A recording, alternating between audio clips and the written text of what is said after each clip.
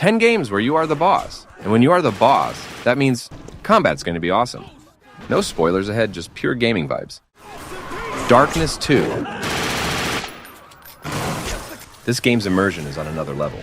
The Darkness 2 is the only game where dual-wielding guns isn't enough.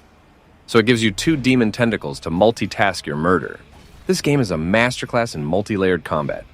You can snatch a thug, crush his skull with a parking meter, then fling his corpse to block a shotgun blast all in seconds. Slide into cover, yank a guy into the air with a tentacle, and blast his suspended body apart, every move chains into the next. The mechanics hum with precision. Enemies don't just stand there, they flank and blind you with flashlights, forcing quick shifts between offense and defense. Every fight feels like a high-stakes chess match, where you're 3 moves ahead, with responsive controls that make chaining executions effortless. Prototype 2. Want to uppercut a helicopter and then glide away while infected bodies explode behind you? Prototype 2 says, hell yeah, brother. Now here's where things get ridiculous. Civilians are very much not safe. Not only can you consume them for health or disguise, but the game lets you body slam a pedestrian, then impersonate them like it's normal Tuesday behavior. There are no morality systems, no karma meters. It's pure sandbox mayhem. Want to grab an old lady and launch her off a building? You technically can. Prototype 2 isn't here to judge. It's here to give you unfiltered power and ask, what will you do with it? Spoiler, probably something terrible.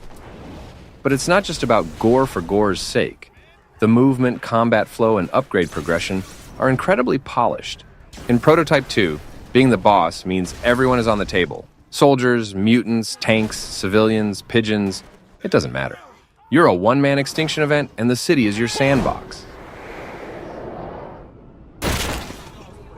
Never forget her words. He looked up at me and asked, what? Dishonored 2. What makes the combat perfect in Dishonored 2 is how it never defaults to just attack. Every move can be surgical. Want to eliminate a room of guards without alerting anyone? Link them, pull one off a balcony, and vanish.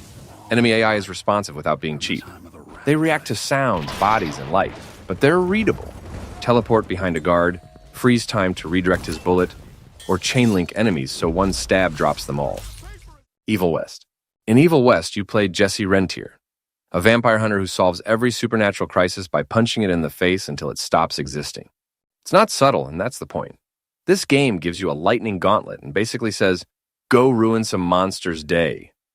You can uppercut a vampire into a cactus, shotgun its friend midair, then suplex the last one into an electrified wall, all before reloading with a smirk. It's the kind of game where you accidentally discover new combos, while trying to remember what button throws dynamite. There's no cover system, because cover is for people who aren't wearing a magic taser glove. You dash, parry, punch, and electrify your way through hordes of gloriously gross enemies. Metal Gear Rising: Revengeance. In Metal Gear Rising, you are a ninja with a katana that can cut tanks and a PhD in philosophy. The game's central mechanic is precision cutting. In Blade Mode, you slow time and slice enemies along any angle you want, diagonally, vertically, or however your unhinged creativity demands. But the real showstopper is the parry system. There's no block button. You don't hide behind a shield. You smack missiles out of the air with your sword. You parry bullets. You parry giant robot punches. You could probably parry taxes if the game let you. It turns combat into a high-speed rhythm game where the soundtrack is explosions and screaming. And then there are the boss fights, over-the-top anime spectacles where U.S. senators scream about memes while body slamming you through a mountain. You might be laughing, but the game isn't joking. Doom Eternal. Eternal doesn't want you to survive. It wants you to perform. The combat here is a full-speed mental workout with blood spray. It's not just about killing demons, it's about how you kill them. Low on health? Glory kill a demon into kibble. Out of ammo? Chainsaw someone in half like it's your side hustle. Need armor? Set them on fire. You don't reload. You resource manage through violence. Movement is everything. You dash, double jump, wall cling, and launch yourself through the air like a caffeinated cannonball. You're faster than most shooters would be comfortable allowing. But Doom Eternal says, what if speed was the armor? And it works. In Doom Eternal, being the boss means speedrunning genocide with style. You're not just slaying demons. You're turning hell into a tutorial. Infamous Second Son. In Infamous Second Son, you're Delson Rowe, a graffiti artist turned neon-powered superweapon who can absorb other people's abilities like a Wi-Fi signal from hell. The combat is flashy, fluid, and aggressively stylish. Here's the spicy part. Civilians are not off-limits. You can absolutely vaporize a street musician. The game doesn't stop you, it reacts. Kill enough innocent people and your karma plummets. You'll unlock darker powers, but at the cost of looking like an overpowered street menace who eats puppies. And the powers scale beautifully. Whether you're good or evil, you evolve from guy with sparks to living nuke with style options. Heat choice system may say you're either a hero or a villain, but gameplay-wise, you're always the boss. In Second Son, being the boss means the city lives or dies by your vibe. Red Faction. Guerrilla doesn't just let you destroy buildings, it begs you to. This isn't just a third-person shooter. It's a structural demolition simulator with explosives, hammers, and zero regard for space zoning. Mars is your playground, and apparently you're the only one who brought a sledgehammer. Combat is fine. Shooting is decent, but the real magic is in destruction as a mechanic. Every enemy base is a puzzle made of concrete, steel beams, and poor design choices, and you're the wrecking ball. You don't just fight enemies, you erase their infrastructure. Guerrilla warfare isn't about who shoots first, it's who drops a radio tower on whom. And the moment you realize you can take down an entire base using only a hammer, you stop thinking like a soldier and start thinking like a one-man natural disaster. In Cyberpunk 2077, you're not just the boss. You're a walking cheat code with a voice in your head that sounds suspiciously like Keanu Reeves. Welcome to Night City, where every back alley is an ambush, and every vendor sells weapons like it's a casual hobby. The combat is absurdly flexible. Want to be a katana-swinging stealth ninja who can deflect bullets and slice through security like butter? Done. Prefer hacking someone's cyber lungs mid-fight so they explode from coughing too hard? Also doable. There's no right way to fight, just increasingly disrespectful ones. Quick hacking, which, let's be honest, is just legalized cheating. You can make enemies shoot themselves, forget you exist, or catch fire, all while hiding behind a dumpster eating burritos.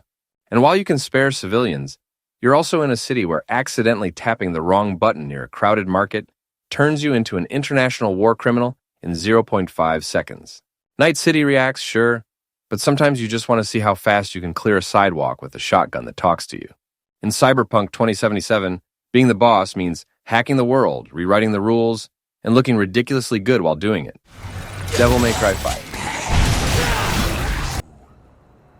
In Devil May Cry 5, you don't just win fights. You humiliate demons into a career change. Being the boss isn't just about winning, it's about looking disrespectful while you do it. This is a game where style matters more than survival. And if you're not juggling demons midair with a motorcycle you ripped in half, are you even playing it right? The combat is tight, fast, and absolutely nuts. A combo-driven ballet of blades, bullets, and pure chaos. You've got 3 playable characters, each more ridiculous than the last. Nero has a rocket-powered arm that can punch demons into next week. V doesn't even fight. He reads poetry while his pet shadow monsters do the work. And Dante? That man moonwalks through hell with a cowboy hat that shoots music-powered bullets. He is the boss of everything. Mechanically, it's a perfectionist dream. The deeper you dive, the more absurdly powerful and technical it gets. You don't button mash, you compose attacks like demon-killing jazz. There's an entire ranking system grading how cool you look mid-fight. And the better you do, the better the music gets. It's basically Guitar Hero for violence. And the weapons? Good lord, Dante fights with dual pistols, a demon sword, nunchucks that turn into elemental sticks, and, I cannot stress this enough, a motorcycle he splits in half and uses as dual chainsaw clubs. It's not combat, it's performance art. Just getting right to the point, huh?